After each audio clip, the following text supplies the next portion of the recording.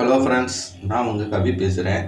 இன்றைக்கி நம்ம இந்த வீடியோவில் எதை பற்றி பார்க்க போகிறோம் அப்படின்னா, வரக்கூடிய ராகு கேது பயிற்சி 2025 ராகு கேது பயிற்சி விருச்சிகத்துக்கு என்ன மாதிரியான பலன்களை தரப்போகுது அப்படின்றத பற்றி தான் பார்க்க போகிறோம். இந்த மே மாதம் பார்த்திங்கன்னா விருச்சிகத்துக்கு 4ஆம் இடத்துல ராகுவும் 10ஆம் இடத்துல கேதுவும் இருக்க போகுது. அடுத்த 1.5 வருடம் அங்கே தான் இருக்கும். விருச்சிகத்தை பொறுத்த வரைக்கும் இது கர்ம கேது, அது அஷ்டம ராகு. அப்ப என்னங்க பண்ணும்? 4ஆம் இடத்துல ராகு வருது, அதுவும் அஷ்டம ராகு. ரொம்ப பயப்படணுமா இல்லை ரொம்ப கஷ்டமான காலகட்டமா அப்படின்னா அப்படிலாம் கிடையாது. ரொம்ப நல்ல காலம். காரணம் என்ன அப்படின்னா, போகக்காரகன் ராகு.